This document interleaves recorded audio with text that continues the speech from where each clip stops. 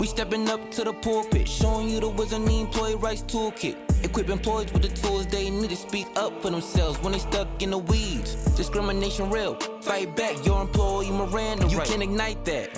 EEOs, yeah, we cover them all, making sure you know your rights, it ain't no wonder at all. We stepping up to the pulpit, showing you the wisdom, the Employee Rights Toolkit. This the Employee Rights Toolkit.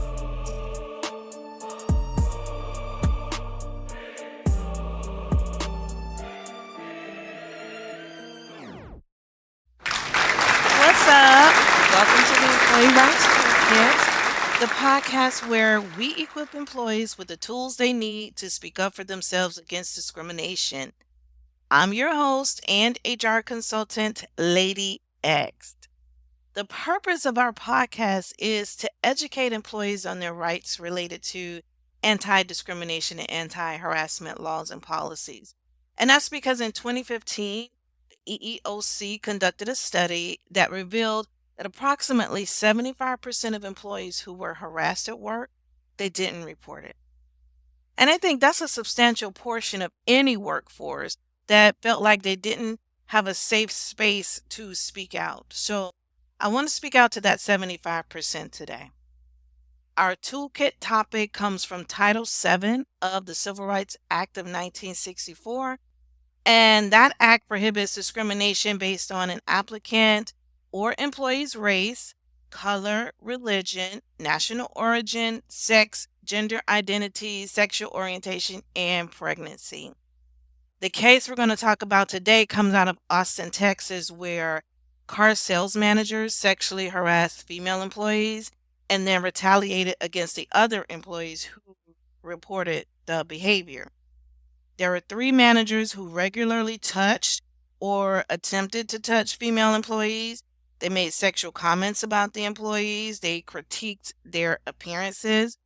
The managers encouraged female salespeople to show more to sell more, suggesting that the women wear revealing clothing at work to succeed in their sales opportunities. Several employees reported the manager's behaviors to the HR director and the chief operating officer, but there was no appropriate investigation, effective corrective action, or any remedial action. So instead, for the people that reported the behavior, they were transferred to other dealerships. One person that was transferred had a reduction in their pay, and that is considered retaliation, which is also prohibited by Title VII. I want to point out that it says that there was no appropriate investigation, effective corrective action, or remedial action. And I want to say there are times, it's a couple things that stand out to me, and I'm going to tell you why. The first one is it shows or it states that the behaviors were reported to the chief operating officer, but nothing was done.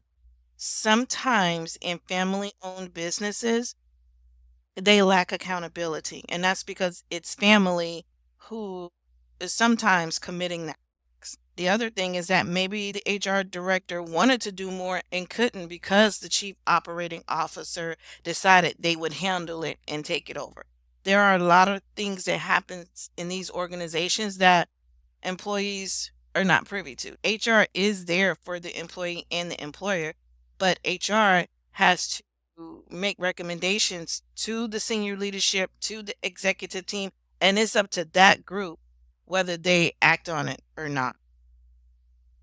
So I want to talk about the steps to take if you find yourself the target of offensive behavior. But before we get into those steps, I want to talk about the mental anguish that comes with being disrespected in the workplace because of some personal characteristic that you have. It takes a toll on you, and not to mention with this particular case, I'm sure these women were talented. It's an insult to them to suggest that or to even think that they have to use their bodies to get sales versus their ability to communicate effectively or the product knowledge that they have or the resilience that they have. It's very demeaning, and it not only does something to your ego, but again, it affects your mental health. So step 1 on the things you can do, find yourself the target of certain behavior, is to respond to it.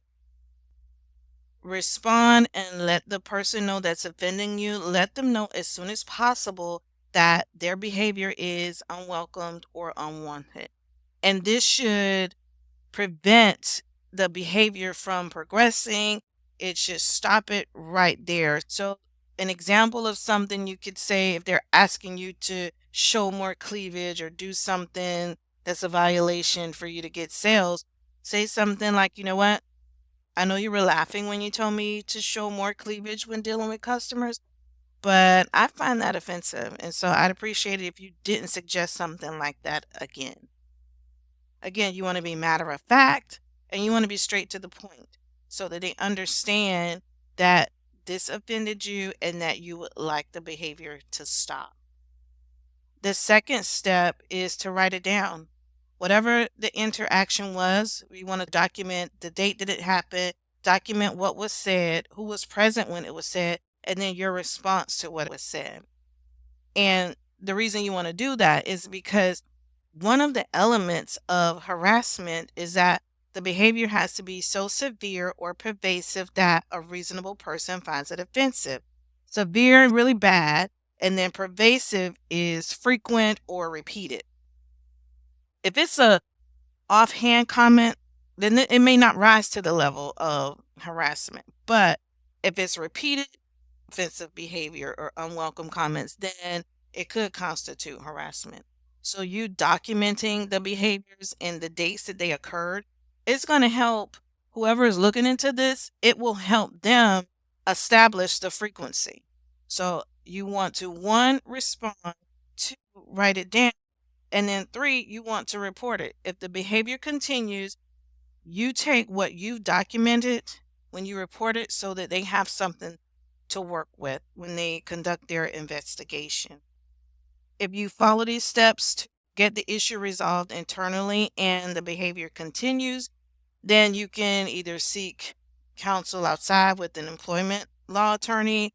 You can file a complaint with one of the enforcement agencies. That could be your local enforcement agency, the state enforcement agency, or the federal enforcement agency. You can reach out to them to get resolution to your issue.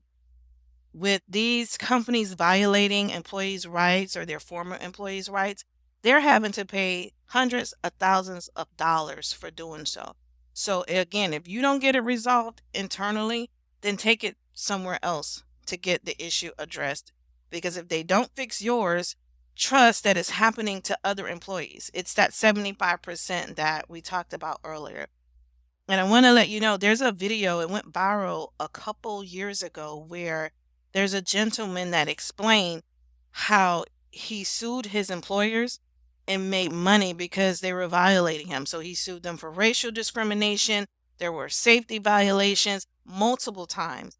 And he talks about how he won settlements with them, and it was all because he knew the law. He knew his rights. So again, I want to encourage you to make sure you know your rights and know how to speak up and speak out against discrimination.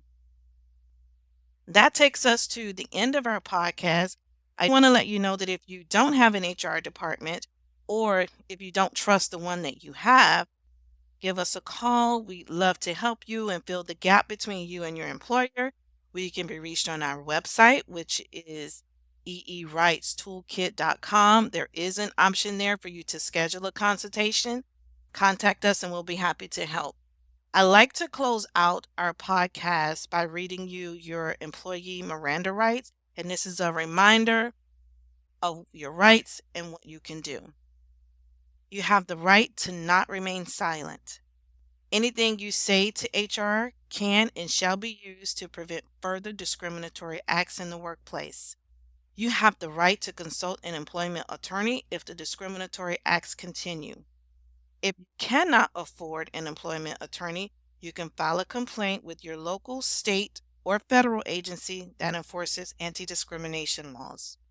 If you decide to remain silent without addressing the disrespect, you risk experiencing bouts of stress and anxiety.